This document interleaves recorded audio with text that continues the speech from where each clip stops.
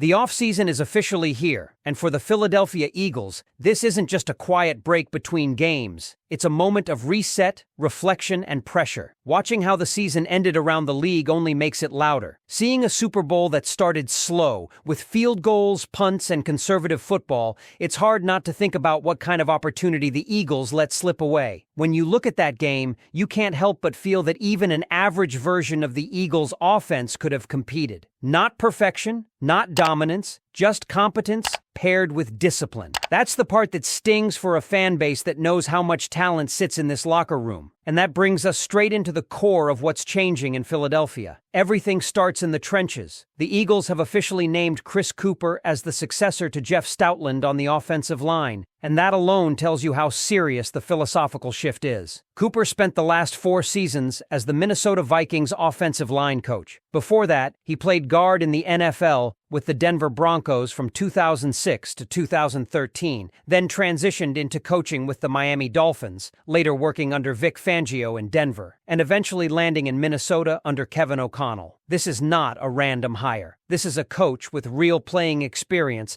and a background tied into the McVay-Shanahan style of offense that the Eagles are clearly leaning toward with Sean Mannion's influence. Now, let's be honest with each other. No one was ever going to replace Jeff Stoutland cleanly. That's an impossible standard. In Minnesota, Cooper's resume is mixed. Over 4 seasons, the Vikings never cracked the top 20 in fewest sacks allowed or lowest pressure rate. The run game also struggled, finishing in the bottom quarter of the league in 3 of those 4 seasons, with last season being the lone outlier at 11th. At the same time, context matters. Minnesota dealt with constant quarterback issues, unnecessary sacks, and massive instability up front. Cooper had to use 25 different offensive line combinations in 1 season. Despite that chaos, the Vikings ranked 3rd in overall win-block percentage in 2024. That tells you the technique and structure weren't broken, even if the results didn't always show it on the stat sheet. For the Eagles, this hire isn't about copying Stoutland. It's about changing identity. The philosophical difference is real. Under Stoutland, the Eagles leaned more toward mid-zone concepts, with linemen staying square, shuffling, securing gaps, and climbing to the second level under control. Cooper's background leans closer to wide zone principles, where everyone fires off at an angle, attacks defenders on their side of the line of scrimmage, and creates movement horizontally before exploding vertically. That shift changes the type of lineman you value, the footwork you teach, and even how the backs read blocks. This isn't cosmetic, it's structural. And when you look at the current roster, that's where the uncertainty creeps in. Cam Jurgens didn't have a strong season and spent a lot of time hurt. Landon Dickerson's talent is unquestioned, but injuries have followed him going back to college. There has even been discussion about how much longer he wants to play with his body taking that kind of punishment. Lane Johnson is a first-ballot Hall of Famer, but he's also in his mid-30s, and father time never negotiates. The Eagles aren't just hiring a coach. They're potentially retooling the entire offensive line to fit a new system and a new future. That's also why Jeff Stoutland's exit wasn't just about moving on. It was about philosophy. Stoutland comes from a different coaching tree, one that values control, leverage, and protection of gaps before acceleration. The new staff is embracing something more aggressive, more angular, more explosive. Neither is wrong. Both have won championships. But when a coach has already reached the pinnacle doing things his way, it's understandable why he wouldn't accept a diminished role in an offense that clashes with his core beliefs. So the Eagles made their choice. They are letting Sean Mannion sink or swim with his guys, his coaches, and his vision. And Cooper won't be alone. All 4 of the Eagles' new offensive coaches have ties to the Sean McVay coaching tree or people connected to it. That's not accidental. It shows the organization has identified how it wants to look on offense going forward. Even the potential quarterback coach candidates reflect that direction. Everything is being aligned toward one idea: faster decisions, structured creativity, and stressing defenses horizontally and vertically instead of just winning with power. While all of that is happening on the field, the calendar is moving fast off it. The franchise and transition tag window opens February 17th and runs until March 3rd. The NFL Combine begins February 23rd and stretches into early March, where real roster building starts not on the turf, but in meetings with agents and prospects. Free agency officially opens March 11th, with the legal tampering period beginning March 9th. The Eagles are projected to have around $25 to $30 million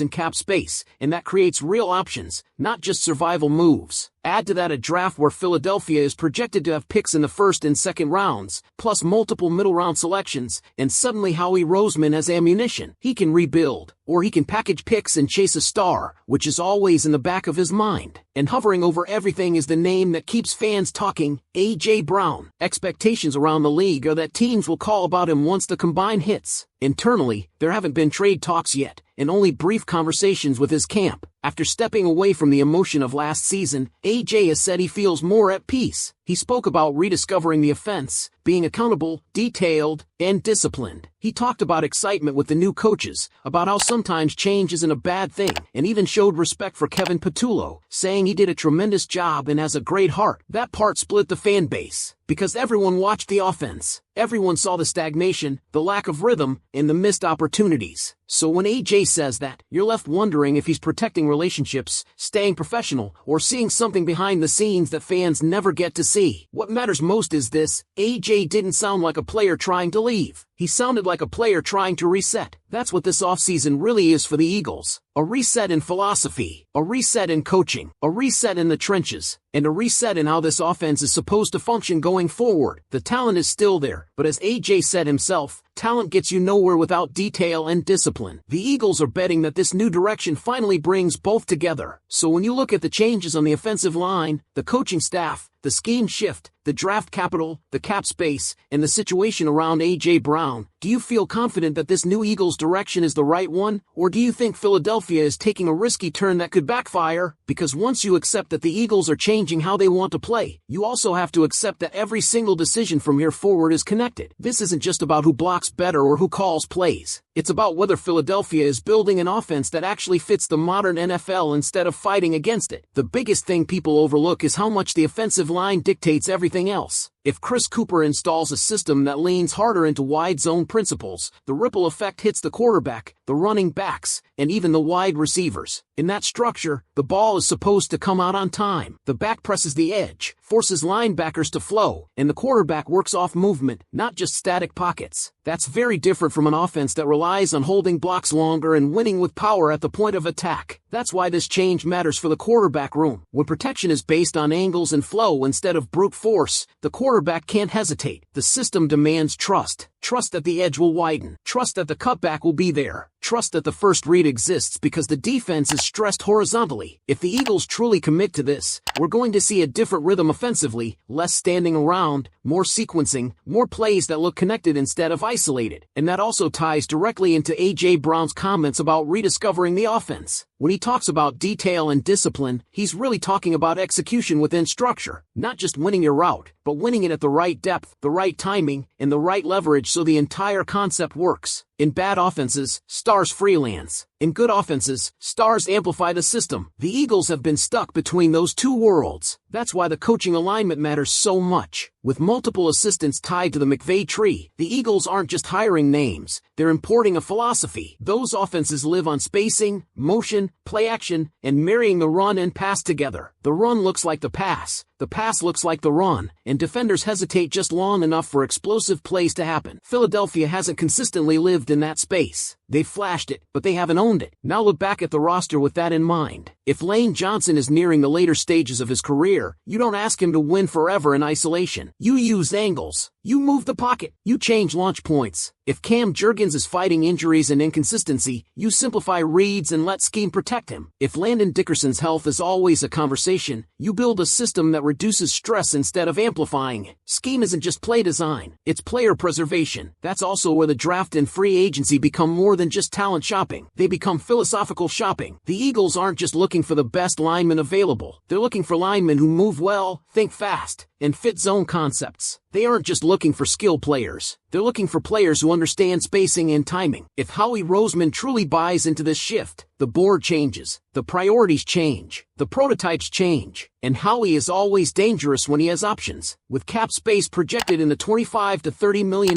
range and multiple early and middle round picks, he isn't boxed in. He can patch holes, or he can swing big. History tells you he's never afraid of the swing. That's why trade rumors never really stop around Philadelphia. That's why names keep circling back to the Eagles, because the league knows how he listens. He evaluates. He explores. But here's the part fans really care about. None of it matters if the offense doesn't regain its identity. Last season felt disconnected. Drives didn't build off each other. Success didn't stack. When the Eagles scored, it often felt like individual brilliance instead of structural dominance. That's not sustainable football. Championship teams don't rely on moments. They rely on systems that manufacture advantages snap after snap. That's what makes this offseason feel different. Not louder, not flashier, just deeper. The Eagles aren't only swapping coaches. They're challenging how they've done things. They're asking whether the way they won before is the way they can win again. And that's uncomfortable, especially for a franchise that has been defined by trench dominance for years. A.J. Brown's situation sits right in the middle of that discomfort. He's not just a receiver. He's a tone setter. When he talks about accountability and discipline, he's talking about leadership, not stats. If the Eagles get this right, A.J. doesn't just stay productive, he becomes the centerpiece of a system that finally matches his physical and mental game. If they get it wrong, frustration creeps back in, and the noise gets louder. So as the combine approaches, free agency opens, and the draft board takes shape, remember this: you're not just watching roster moves. You're watching a philosophical rebuild in real time. The Eagles are deciding what kind of offense they want to be for the next chapter of this franchise. Not what looks good on paper, but what actually works on Sundays when defenses adjust and pressure hits. The question now isn't whether the Eagles will change. They already are. The real question is whether this new direction creates stability, creativity, and consistency, or whether it pulls Philadelphia away from the identity that made them dangerous in the first place. And even beyond the scheme and coaching staff, there's another layer to this offseason that fans have to pay attention to: how the Eagles mentally rebuild after a year that felt heavier than the record showed. Talent wasn't the problem. Effort wasn't the problem. The problem was cohesion. You could see it on tape. Routes that weren't married to protection. Protection that wasn't married to the run game. A run game that didn't always force the defense to respect it. Everything looked like pieces instead of one machine. That's why the coaching changes aren't just technical, they're cultural. When a staff comes from the same tree, communication improves. Terminology matches. Teaching points align. Instead of 5 different voices pulling players in 5 directions, you get one vision repeated in different ways. That matters in a locker room full of veterans who don't need motivation, they need clarity. And clarity is exactly what the Eagles lacked offensively. Too many times last season, you saw A.J. Brown and the quarterback not on the same page. Too many times you saw the pocket collapse before concepts even had time to develop. Too many times the Eagles needed hero plays instead of letting the structure of the offense do the work. That's exhausting football, for players and for fans. With Chris Cooper and the new offensive staff, the idea is to simplify without becoming predictable. Wide zone-based systems are designed to make the defense wrong no matter what they choose.